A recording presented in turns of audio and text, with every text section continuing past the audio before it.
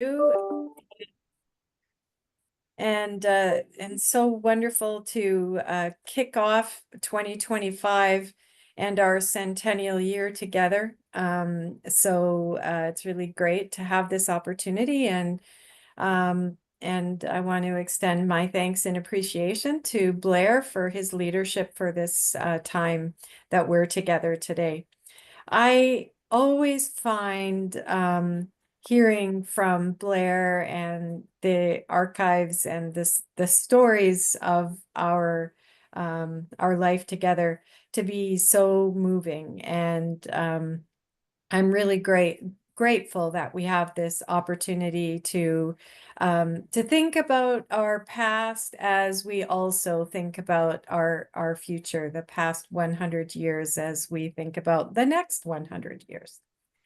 So thank you for being here. Thank you for joining us. And I'm going to just hand things over to Blair and to Brian. And Brian is going to lead us with a bit of opening worship time. So thank you. And Brian, I'm assuming you'll do land acknowledgement as part of that. Yes, certainly. Thank you. We are grateful that we live and work and play on the ancestral and unceded territories of a myriad of nations throughout our part of this part of creation. I'm currently on the ancestral and unceded territories of the Musqueam Nation, and there are many others. And so I think oftentimes at a time like this, it's appropriate if you feel called to in the chat area indicate whose land you're currently on. And so that with that we express our deep appreciation and our commitment to be stewards and workers in right relations on this land. When Blair asked me to open, I thought, well, this is the first town hall in our 100th anniversary year. And so I thought it'd be appropriate. I went to a document that many of you are familiar with. It's the inaugural magazine of the New Outlook, which was the predecessor to the United Church Observer, which was the predecessor to Broadview. And I thought, well, in this publication, which I've used many times, there is the inaugural service of the United Church. And I thought it was appropriate in prayer. However, when I read over the myriad of prayers in that service, I really felt incredibly stuck in the sense that, first of all, of course, the language is patriarchal, but you can adjust that. But it's not just the patriarchal language, it's also florid and it's monarchical. We can all imagine 100 years ago the imagery that would be created, and it just didn't work. And I thought, well, that's understandable. Everyone spoke like that then. And then I recalled that my grandparents were active in the church at the time of church union, and they didn't speak like that. And so I realized that what I was looking at is the Protestant equivalent of the Latin Mass. And I knew that it was going to be very difficult to simply recite one of those prayers. But in the prayers, there was a response for the congregation. And that response reads as such: "We glory in the grace given unto us in this goodly heritage. And it's what you discern when you look at the great crowd of witnesses by which we're surrounded, that there is difficulty transporting back 100 years. But within that florid language, that patriarchal language, you catch glimpses of an eternal message that is just as appropriate in our time and our place. And so with that in mind, I would invite us to join in a moment of prayer. Creator, giver of good, giver of this beautiful creation, which we call our home, giver of this church, which is our community that has nurtured us, which sustains us. In the midst of all of the blessings of this life, we glory in the grace given unto us in this goodly heritage. As we reflect upon the ancestors, those who have gone before us, and on those who will come after us, we pray that your sustaining spirit, your energizing grace will continue to abide with us and travel with us. We glory in the grace given unto us in this goodly heritage. May it be so. Amen.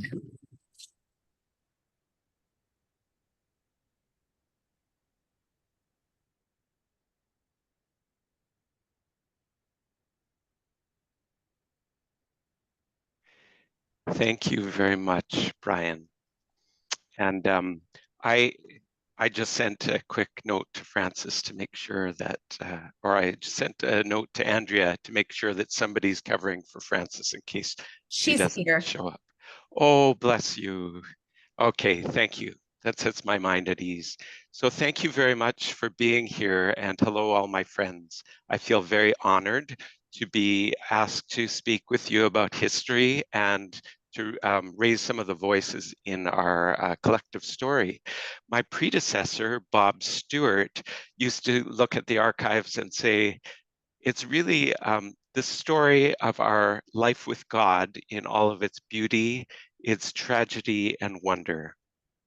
And so what I want to do is focus our gaze on some of the images and as well tune our ears into some of the voices that reveal something of the beauty and tragedy and wonder of our life with God in this region.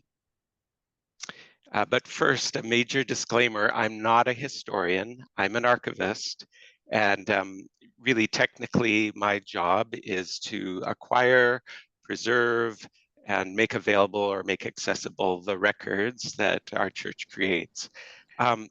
But I think of my job actually as being more, or my role as being more of attending to this story and keeping it alive. So just so you're clear on that, an academic historian, I am not.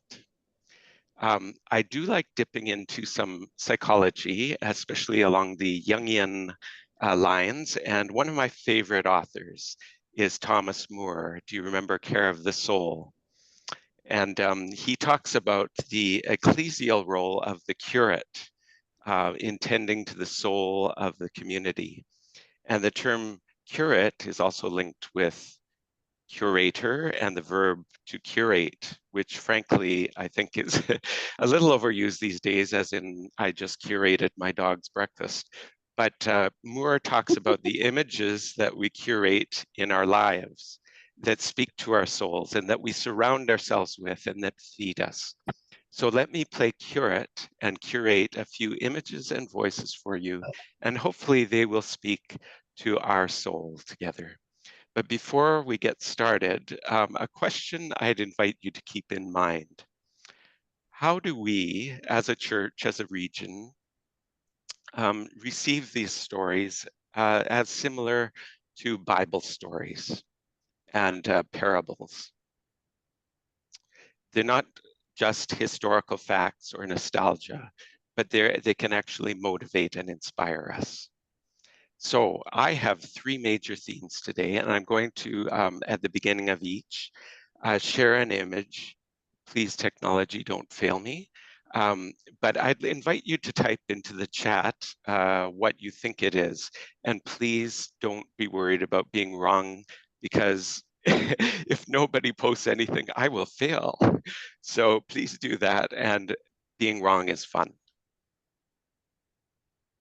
Okay, so here's image number one, theme number one. Can everybody see that? I hope so. Let's see. Sorry, I can't see our chat, so I can't. See if it, oh, there it is. Okay. Aha. Thomas Crosby, yeah. On the Thomas Crosby. Yeah, exactly. Yeah. Okay. So a couple on the boat, Peter Kelly. Okay, so we got some accurate guesses here. That's fabulous. So I'm just going to keep that up because remember, our gaze is focused on these characters and these events, not on me. So this is Peter and Gertrude Kelly aboard the Thomas Crosby 4, and that's taken around 1939 or 40. So I think that most of you know the story of the Thomas Crosby, and some of you may even have known Peter and Gertrude Kelly. I'm not old enough, so not me, but I feel like I know them because they're in the archives and alive and well. So just to be sure we're on the same page, so-called marine missions began in the Methodist Church way back in the 1860s and 70s. And first it was canoe trips led by Indigenous people and carrying Methodist clergy for the most part. And the most well-known missionary was Reverend Thomas Crosby, a character that I'm not going to be unpacking today for you. But in time, the church built a steamboat, which was basically a floating congregation that went up and down the coast. And after a few iterations, as in replacement of the actual vessel, it was given the name the Thomas Crosby for obvious reasons. And that was in 1912. And the United Church in 1925 inherited marine missions.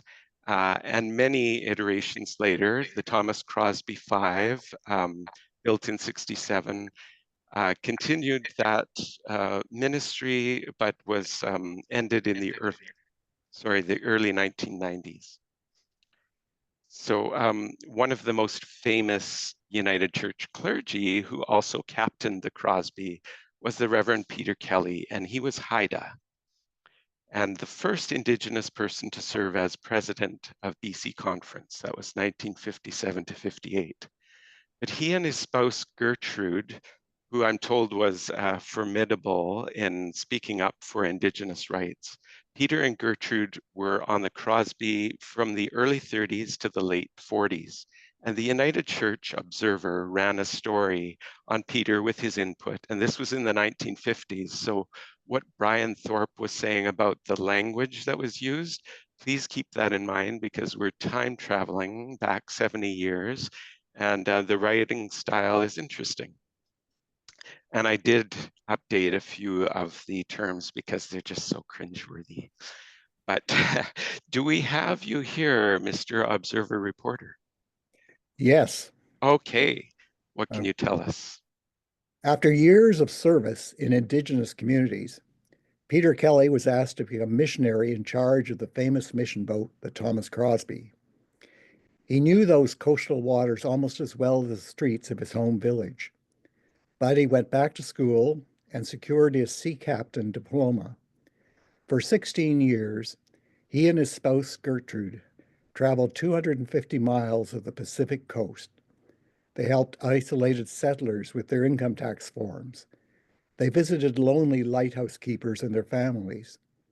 They visited more than a score of Indigenous communities, with Peter baptizing children, counseling, preaching, and restoring harmony. They ran a ferry service for fisherfolk, settlers, loggers, and others to and from the hospitals at Bella Bella or Bella Coola. No fog was too thick, no storm too severe if duty called. After one such desperate chance, Peter was asked, "Weren't you afraid?" "No," he answered. "The Master's hand was beside me on the wheel, and I sang out into the blackness, 'Guide me, O thou great Jehovah.'"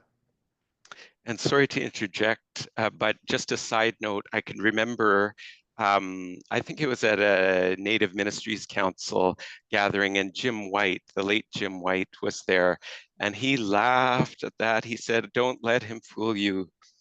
Peter was shivering in his boots." Please continue, Observer. One day, the Crosby was battling a stiff nor'wester, and in early afternoon, Captain Kelly headed her into a quiet cove. At 5 o'clock, as usual, he broadcast over the ship's radio that he was anchored in a certain spot and would be there all night.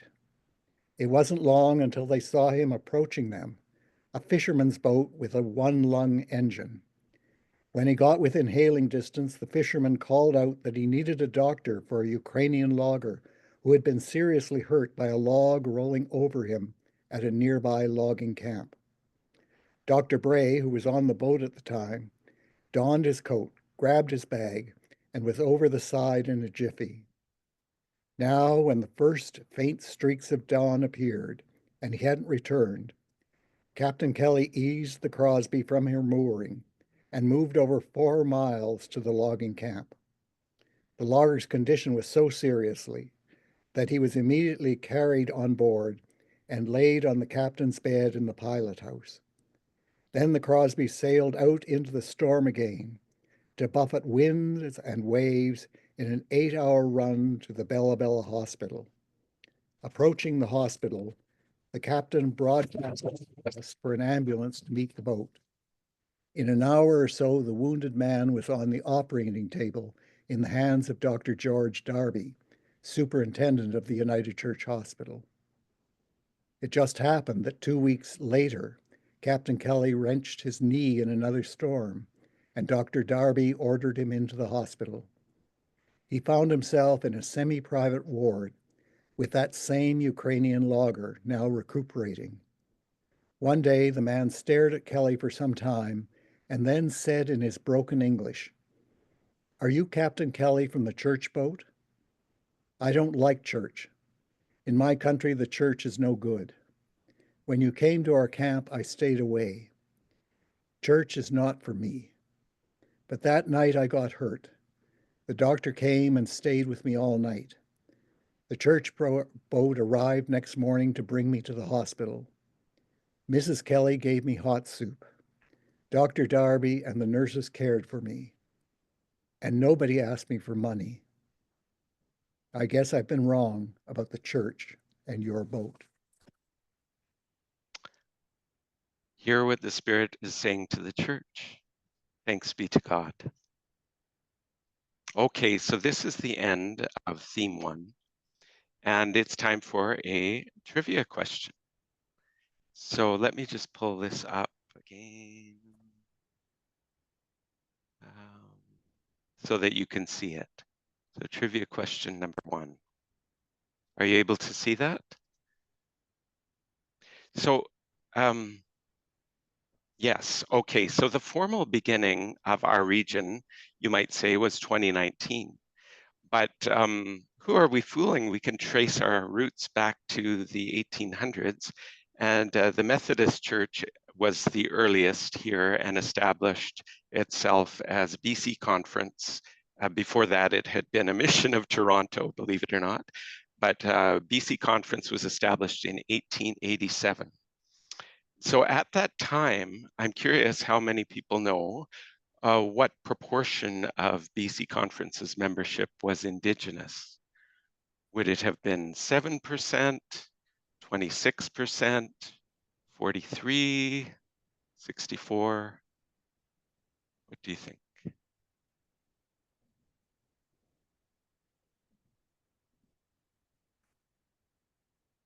Looks like a lot of C's. Okay, well, this is where I think maybe this is not a trivia question. It was actually 64%. So these are the mothers and fathers of our church. And yeah, it's not a trivia question. Like, I want everybody to know this, that that's the foundation of our region. Okay, on to the next. So I'm going to put up another image. Share.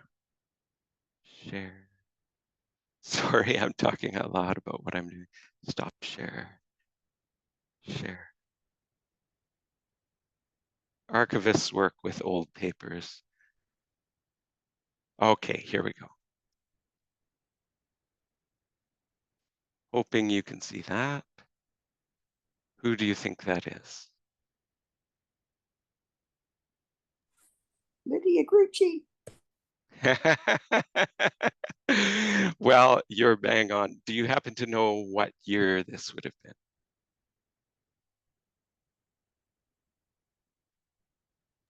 1937 or 36? 19. Yeah, 1936. You're right.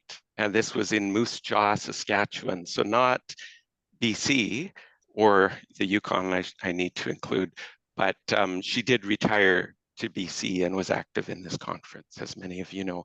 So women were not ordained in the United Church till 1936, which is a different way of saying it, because often we say, wow, whoa, United Church is so great because it's been ordaining women since 1936.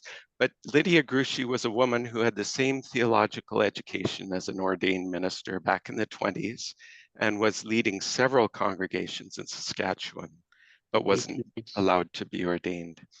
And at the second meeting of General Council in 1926, Edmund Oliver he was the principal of St. Andrew's College in Saskatchewan, moved that the new United Church ordain Lydia Grucci, i.e. ordain women. The motion was defeated.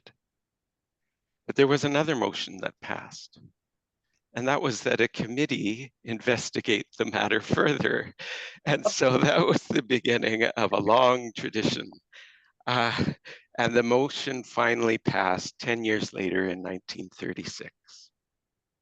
So I'm going to now share another image and see if I can stump you.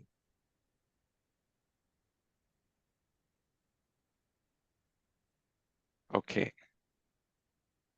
I'm watching the chat. See how well you know your PMRC Bible.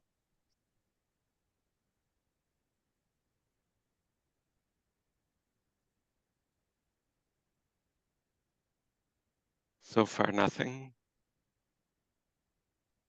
Okay. Oh, Michael, thank you. Michael to the rescue. Yes, this is Nora Hughes. And she was the first woman in BC Conference to be ordained. That was 1940, so 4 years after Lydia Grucci. And she was settled to Hazelton. And one of her first sermons there, if not her first, was based on a passage from Galatians. So Nora Hughes, are you here? Yes. Oh, Sorry. good. uh, Good. This I can. technology. One moment. You don't have buttons. You don't have. I'm used to a typewriter, and you have these. There. How's that? Can you see me? Uh, When. Oh. Hello. well, you know what? I have enough trouble myself. So I'm wondering if you, in 1940, can read us at least the verse from Galatians that you preached on. Oh, certainly. Well, I'm going to read you the version I used, and then I'll use your then I'll use an updated version for you. Awesome. Galatians chapter 5 verse 1, stand fast, therefore, in the liberty wherewith. Oh, excuse me, that was an extra period that didn't need to be there. Stand fast, therefore, in the liberty wherewith Christ hath made us free, and be not entangled again with the yoke of bondage. Now, the updated RSV of today. For freedom, Christ has set us free. Stand firm, therefore, and do not submit again to a yoke of slavery. Wow. So the first woman to be ordained in our conference actually preached on freedom and liberty. Well, a timeless and universal concept. Indeed. And would you be able to give me an excerpt from your sermon just to give us a flavor for what you preached? Just an excerpt? Yes, please. We don't have too much time. Well, I mean, I have the full sermon here. If you, it really Oh wouldn't dear. be a problem. Just one moment. You You know know, what? it's only 5 pages, Oh, single spaced. Oh, Nora, I'm afraid we don't have quite that much time. Oh, Can we find the full sermon somewhere else and read it later? well, you know, Mr. Galston, you can. It's funny you should ask. Should you wish to read the full sermon, there's a newly published Moments in Time book by the Reverend Hiran Kim Cragg and the Reverend Don Schweitzer, now available through the United Church Bookstore. But now you are asking for it in a nutshell. And Please. I think, 1940, we were complaining about people's short attention spans just as much. So, fair enough. All right. So, this is the lesson we need to learn from the Galatian Christians. First, to recognize the value of the liberty which Christ has given us, the liberty of the children of God. To do and be anything that God's children can do or be. And the second, to stand fast in that liberty against all the assaults of the world. Christ said, "You are not of the world." And people have resisted to the death where they thought the liberty they had in Christ was in danger. We do not face an open foe, but a more subtle one, unseen very often, the constant pull of the day and the times in which we are living. Thank you, Nora. Great. And we take very seriously your caution about assaults on newfound liberties, and it's so relevant today. And I think of similar messages coming from our own region, and people like Pam Rocker from from Calgary, I guess, yeah, and others in the affirming ministries and what they've been voicing. And as most of you know, it wasn't a walk in the park for women after Nora Hughes and Lydia Grushi were ordained. Very few women pursued ministry through ordination until the 1970s or 80. So fast forward about 30 years from the 1940s, Nora Hughes, to 1970s, Barbara Langton. Now, Barbara was a young woman in her 20s, and she was so excited to be following her dream of serving in pastoral ministry. She was ordained in 1972. So let's listen to what Barbara said about that in an interview in 2022. So a 50-year glance back.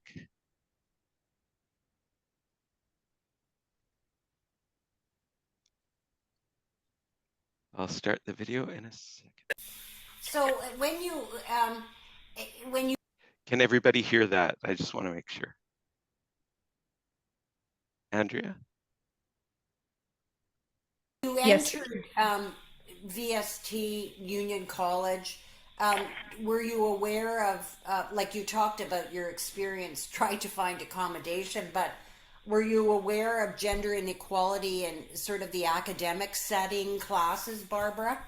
Well, one of the things that my faculty advisor of the time told me was, he said, "I know it isn't fair, but women seem to have to work twice as hard as men to end up at the same finish line." Wow. And for most of the professors, that wasn't the case, but for a few it was.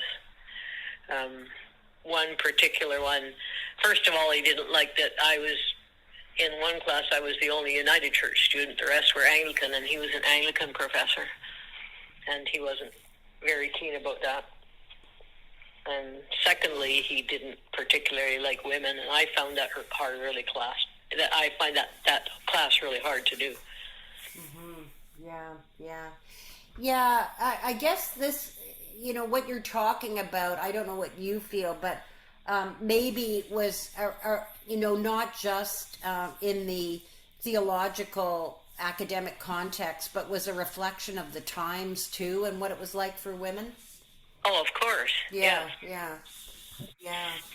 So, And the other big example for me, which was a huge defining time for me, both positive and negative, was in the towards ordination. I told you there were 3 in our class. We were at kind of the lowest period of United Church enrollment, or at least there were lots of people enrolling in it, but lots didn't ever become ordained. And there were 3 of us who were in the kind of ordination stream, 2 guys and myself. And when it came time, because we had to be settled by the church in the late 1960s and into the 70s. And so we were told that we needed to choose 3 places across the country where we might be interested in going as our first pastoral charge. And all of us chose 3, and I was told by the person who was going to Toronto to speak on our behalf that we would surely get our first choice, and if not the first, chances are really good we get the second or third. So the 2 fellows in my class both got their first choice. I said I would go to, if I remember correctly, Alberta, Manitoba, and Quebec. I just wanted to get out of BC for a time. And I got a phone call from the person who said, we have a spot for you in Blackville, New Brunswick. yeah. And I was kind of caught a little bit off guard by that. And anyway, I said yes. I figured the church knows. And about 2 days later, that might have been on Friday, and on Sunday, he phoned to say, Blackfield doesn't want you because you're a woman. Really? Wow. Yeah. And the church, at the time, the church, and I'd already been ordained by BC Conference by that time, and the church had to provide a spot for me. So they sent me to a 5-point pastoral charge in rural Nova Scotia, on the east coast, right on the south shore of Nova Scotia, halfway between Halifax and Yarmouth, and it felt like I'd been dropped off the edge of the earth.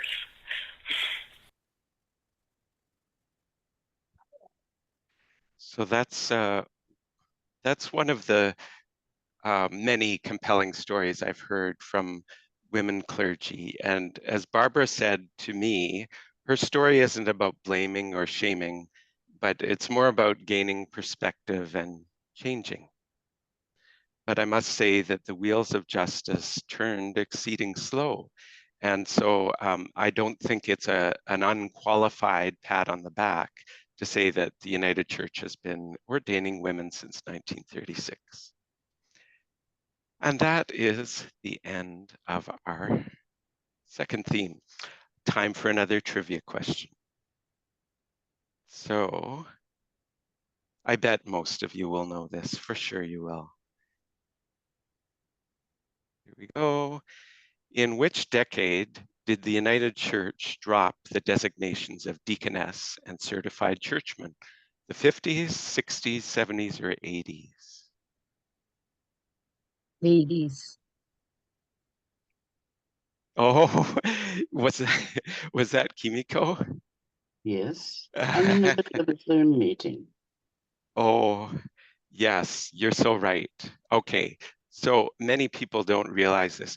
Now, the initial break or discussion happened in the 70s, and I have that on good authority. I think it's the ROPs of the General Council, but it wasn't actually implemented until 1980, where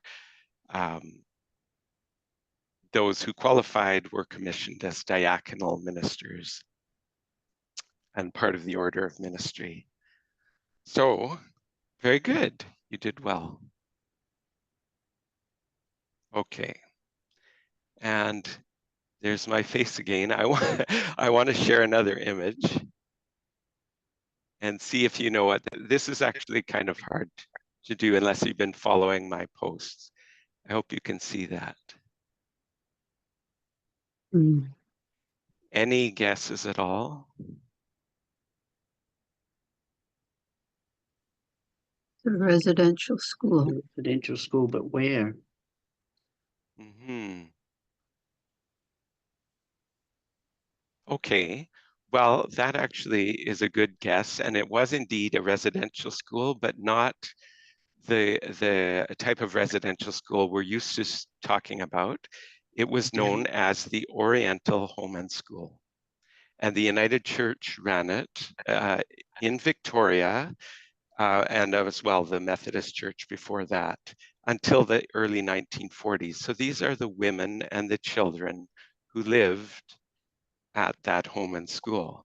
And let's just state the obvious. The term Oriental can make us cringe for sure, and it's been used sometimes for racist or disdainful comments, and it exoticizes others who are not white.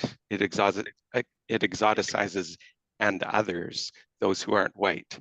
But as my colleague June Chow has written, missionaries acted in their context of the colonial society, which was racially segregated and shaped by anti-Asian sentiment. Their activities in many cases contributed to the loss of heritage, culture, and language.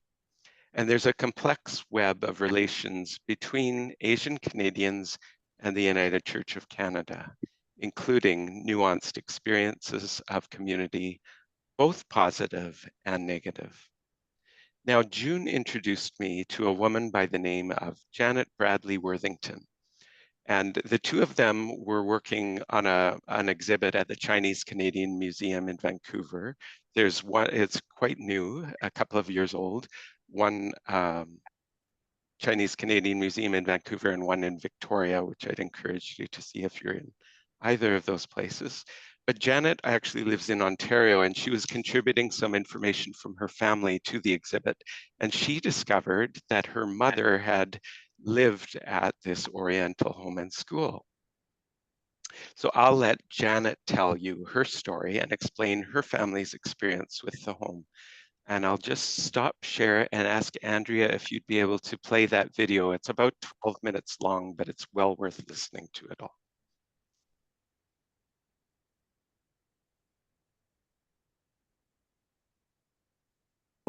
And this is where today's story begins.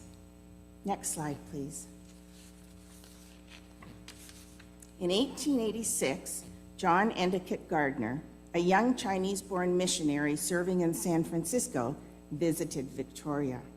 He saw Chinese women and girls working as prostitutes and being held captive as slave girls, and decided to rent a home and open its doors to give them shelter. In 1887, Reverend Starr, a newly arrived Methodist minister, successfully convinced the Women's Missionary Society at the nearby Methodist Church to become involved. And in 1888, a home on Cormorant Street was purchased, and the Chinese Girls Rescue Home officially opened. The Women's Missionary Society, or the WMS, was the forerunner to our UCW. By 1890, the priority for the home had shifted from rescuing prostitutes to providing refuge for Asian domestic servants, referred to as Mut Sai. Many were young girls sold in their homeland to work in Western households to become Mut Sai. And I think my grandmother was brought from China to be a slave girl in Vernon, BC at the age of 9. Next slide, please.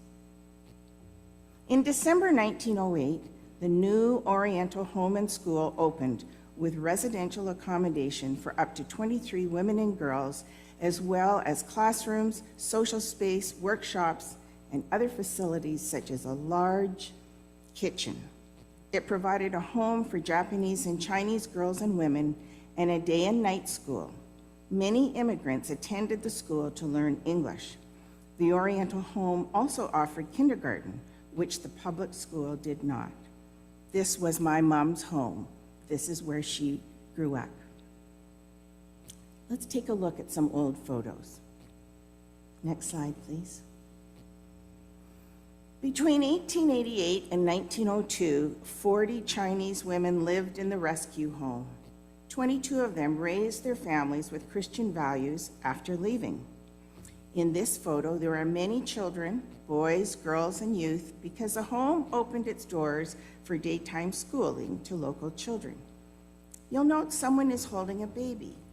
There were many babies raised at the home, including my aunt. Why did the girls come? Next slide, please.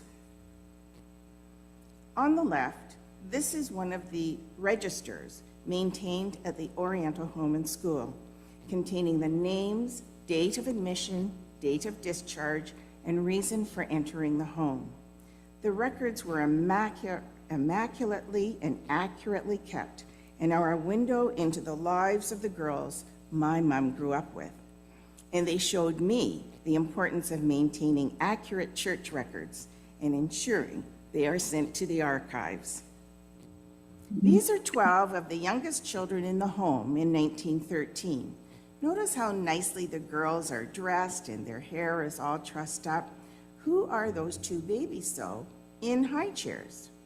Well, the one on the right is number 209, Chan Tim Bao, also known as Ross, born in the home, son of number 208, Elizabeth, 18 years, supposedly, but not really.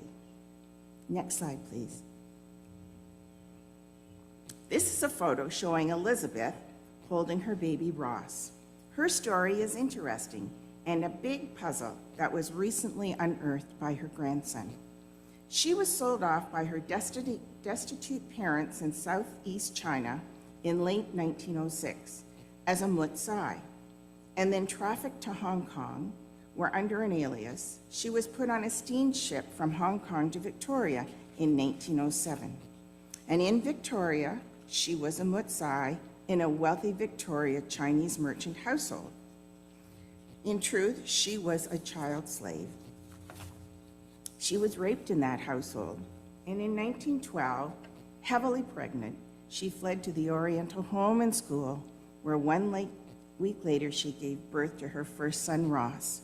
She and her son were truly rescued by the Oriental Home and School. She entered as a 14-year-old, very pregnant, runaway slave, and she and her son were welcomed and educated at the home for 8 years, until she married. The baby Ross grew up in the home, and at graduation, he was sponsored by the WMS so that he could attend University of Toronto Medical School, and he became one of the first physicians of Chinese ancestry in Canada. This is the entry for my mom and my aunt, numbers 401 and 402.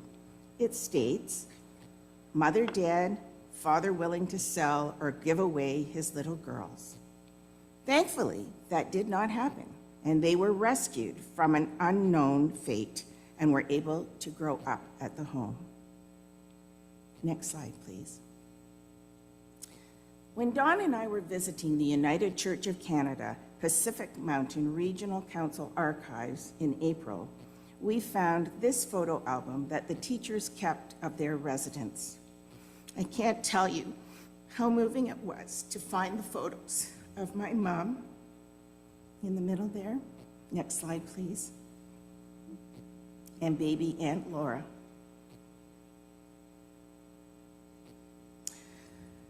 Who were the women who ran the home? They were white female missionaries, often had worked in China, who were Christian, educated, strict, but kind and very loving. And I am in awe at their dedication and generosity of spirit.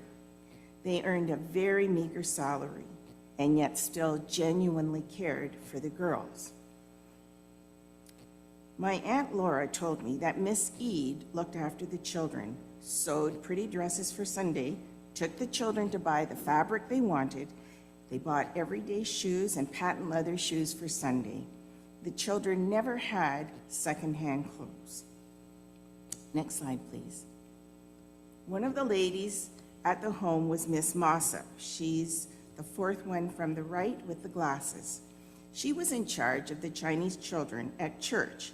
She was very involved in mission band, CGIT, and Sunday school. My mom is on the very right. Miss Mossop was the deaconess at the Chinese United Church in Toronto that I attended. She was my CGIT leader as well. But neither my mom nor Miss Mossop ever told me that Miss Mossop had been my mom's CGIT leader. In fact, my mom and my aunt never told anybody anything about their childhood. But after I interviewed my aunt in about 2000, while I was staying with her, she started telling me these stories. And that's how I know a little bit about the Oriental Home and School. Now, Miss Cronkite, she taught kindergarten in the morning, and Elizabeth Ketchison, who became my Grandma Ketch, taught in the afternoon. My aunt tells me there was no best teacher. They were all good to the girls, so patient, and they didn't yell. And they taught the girls how to cook, bake, sew, play the piano, clean house, do the laundry, all things I benefited from while I was growing up. What was it like to live at the home? Well, during the week, the children were served Oriental food at lunch, rice at noon, always, except Sunday, when it was a big roast beef dinner. Saturday, they made puddings and cakes for Sunday, like my aunt's favorite, coconut bell cake. They ate in the big dining room. Milk was served twice a day. The teacher in charge said grace before the meal, and they never went hungry. On their birthday, they were given 15 cents, and the superintendent, Miss Martin, took them shopping, 10 cents for a gift, 5 cents for candy, and they got ice cream only on their birthday. That's why my aunt's freezer was filled with different flavors of ice cream. There was always a Halloween party in the dining room, complete with pumpkin pie, but the children didn't dress up in costumes. That was okay with them because they had donuts, which was their special treat, along with fudge, peanut brittle, and homemade marshmallows. And Miss Staples, the cook, always sang "Good night, ladies" at the end of the party. Christmas was special. The girls decorated the big Christmas tree in the living room, and each girl wrote letters to Santa and hung stockings by their bed on Christmas Eve, and awoke on Christmas morning to see them filled. My Aunt Laura wrote a letter to Santa asking for a pair of sewing scissors, and she received a German pair of scissors, which she cherished all her life.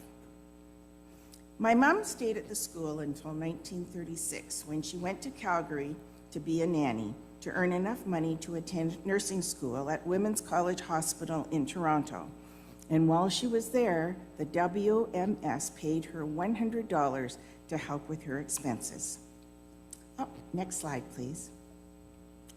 This is a picture from my mom's photo album, and these are her class pictures. In 1942, when the government was evicting all Japanese from coastal BC, the WMS was determined to protect its 18 Japanese charges from the internment program. Miss Daniels, the superintendent at the time, relocated all 18 Japanese residents at the WMS home in Assiniboia, Saskatchewan, and the Cormorant Street home was taken over by the federal government for wartime use before it was destroyed in 1990. Every time the ladies would have a reunion at our home, I never knew how they knew each other. They never talked about their childhood, being raised at the Oriental Home and School. As Linda Yip, a Chinese-Canadian genealogist, says, my parents' generation was a generation of silence. They didn't have the words to express the racist sentiments they faced, the discrimination, the loss of parents, the injustices, the struggles and challenges they were met with, even after the Exclusion Act was abolished. So today, I am honored to share another part of their story once again. Next slide, please.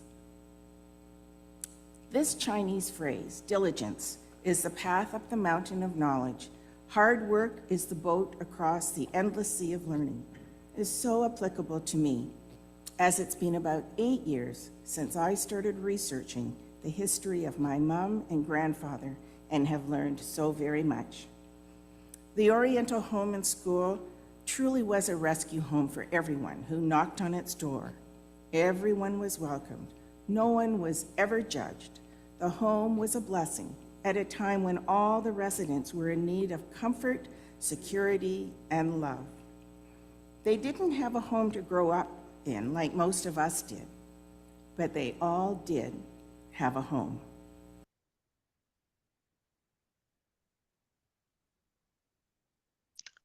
Thank you, Andrea. And I see from the clock that we're running out of time a bit. So, and I hate to speak also after Janet because that was really beautiful. But just to say, these particular stories give a local taste, I think, of the bigger story. And I wonder if you noticed moments of God's presence or the goodness of Christ. And to quote a wise friend, do you think that these remind us of who we are and what we're about and what we're not about? I trust that they do. Thank you very much.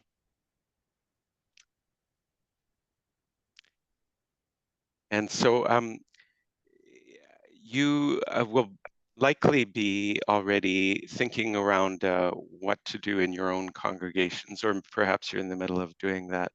I don't know if you know, in terms of preparing for the United Church Centennial, but I don't know if you knew that we have a committee for the region, a Centennial Committee, and Brian Thorpe is the chair of that committee.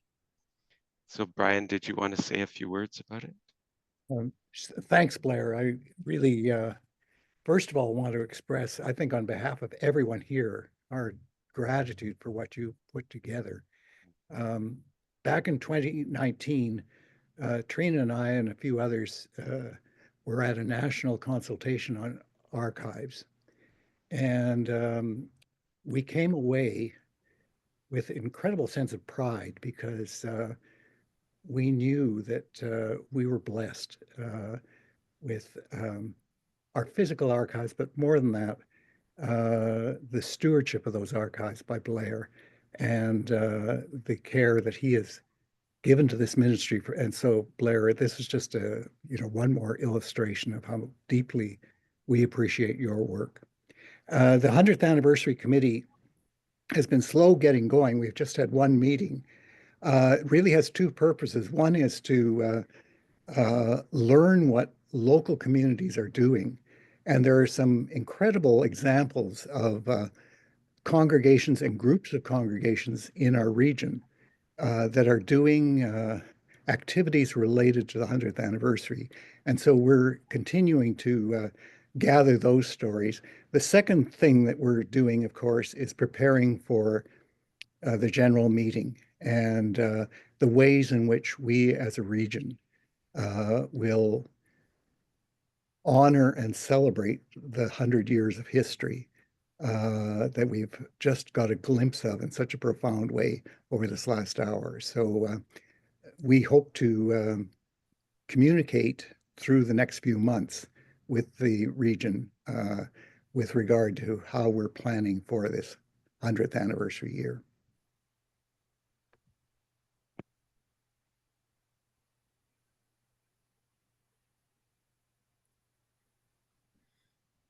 Very good. Thank you, Brian. So I don't know, is this an appropriate time to end, I guess? So that would be up to Trina, but well, first of all, I just want to add and echo Brian's awe and gratitude for your work, Blair. It is truly amazing, and we are indeed very, very blessed. And I would say to Brian, the Centennial Committee needs to let us know about your meeting needs, not in a few months. The general meeting planning is already well underway, so we'll want to make sure that we leave enough time to celebrate this important milestone. We do have a couple of minutes before too, so does anyone have any pressing questions that they would like to ask Blair?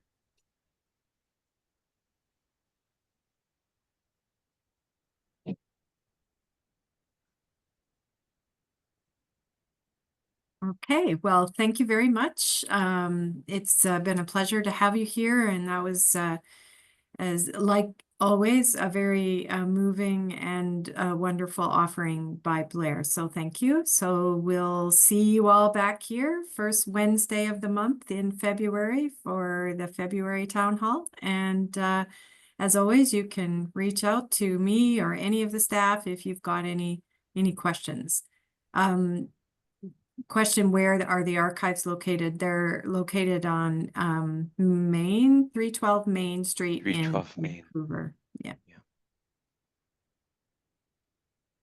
All right. Well, have a good day, everyone, and Happy New Year. Thank you.